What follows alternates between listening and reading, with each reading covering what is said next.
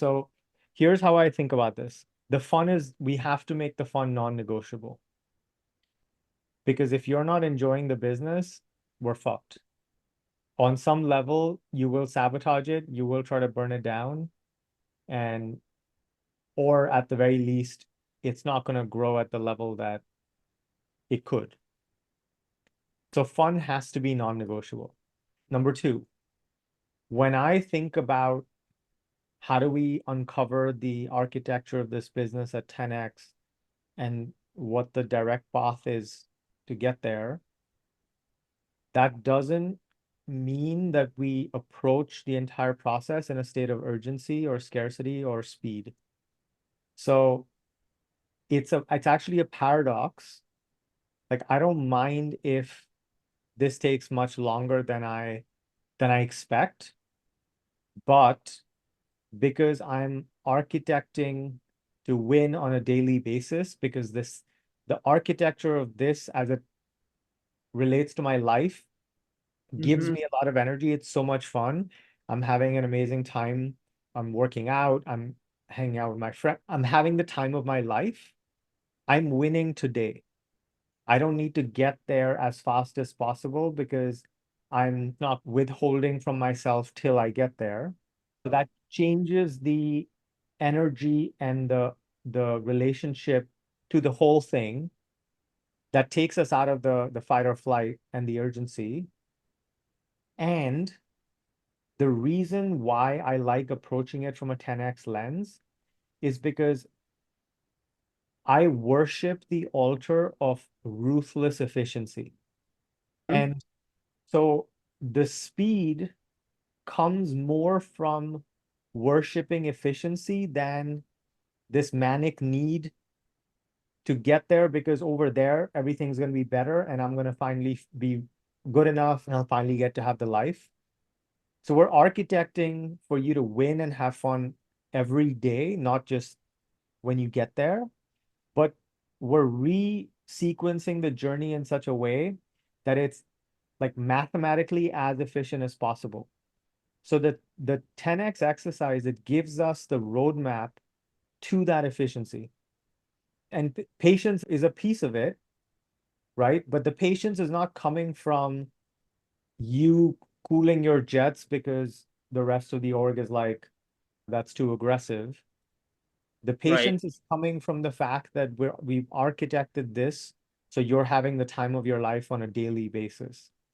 So it's not, you actually fully get that there is not better than here. The only way this works is if you're doing it for the love of the game, right? Yeah. It's so there's three levels of ways we can approach scaling a business. We can play to not lose because if we don't get there, then we're going to lose face with others, with ourselves. We're going to be disappointed. It's going to reveal how we felt about ourselves the whole time that we're not good enough, we're not capable, we're not this, we're not that. Number two is playing to win, where we have to get there because only then have we established that we're worthy, we're good enough, we're capable, we're someone who deserves the success. Only by crushing others and winning against odds and being hyper competitive can we feel good about ourselves. But the best place to operate from is level three, which is play to play. And when we play to play, we're not doing it for some crazy life-changing outcome at some point in the future when everything's going to be different. And we're not doing this as a means to an end. We're not doing this because only when we get there can we get to be the person we want to be and live the life that we want to live. We're doing Right. this because we just love the game. Mm-hmm. Right? And it's like for me playing soccer, for me, the joy is in the playing of soccer. What happens on the pitch, I may get a little frustrated, but ultimately it doesn't matter. And the fact that I got to play, the fact that I'm in a flow state when I play is my reward. So when we play to play, we have to architect for flow on a minute by minute basis so that the entire way we're having the time of our life. The Mhm. reward is the fact that we get to build this business and solve these problems and try to scale it and impact more people. That's the reward. The reward is now. The reward isn't in the future. And so our orientation fundamentally to business completely changes.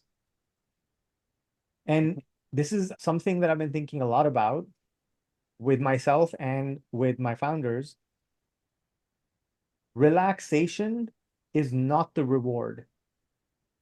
We're not doing this because once we get this business to 50 million and maybe have an exit or a liquidity event of some sort, then you hang up your boots and you're just chilling on a beach for the next 50 years of your life. That's never going to happen.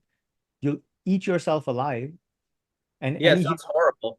right, we're in this because we love the game, right? And most entrepreneurs that get to this point, they're in this because they love the game. So we have to switch from playing finite games to playing an infinite game.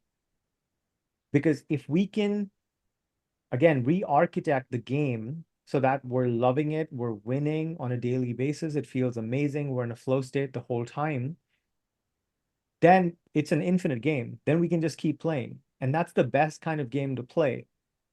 So this is fundamentally how we want to relate to growth, to scale. And funny enough, when we operate like this, that's when we operate at the bleeding edge of our potential and performance. Because the peak of our performance is unlocked in a flow state. And in a Yep. flow state, the thing about a flow state is that we're not doing the thing for something in the future. We're not engineering a future outcome or reward. Yeah. The reward is the activity itself.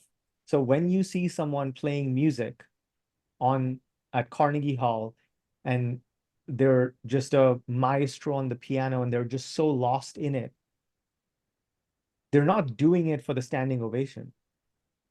The act of making that music is their reward. When you see someone surfing, they're not surfing so they can get to the end and plop into the water. They're doing it for the activity itself. When we listen to music, we're not trying to get to the end of the song, right?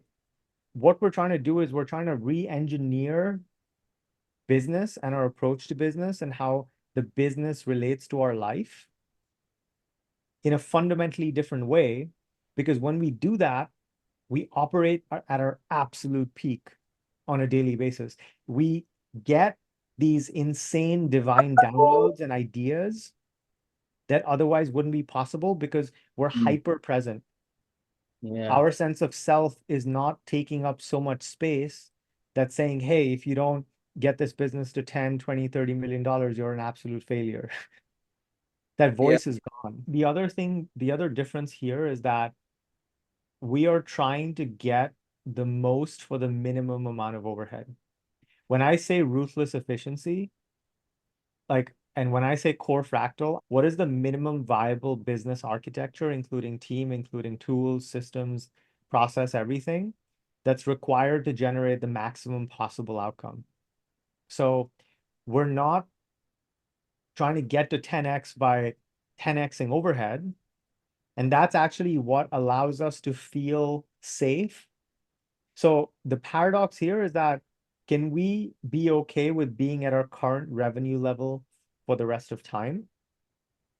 And can we go after a 10x goal with maximum enthusiasm, fun, efficiency, clarity, hope, optimism, and play at the same time?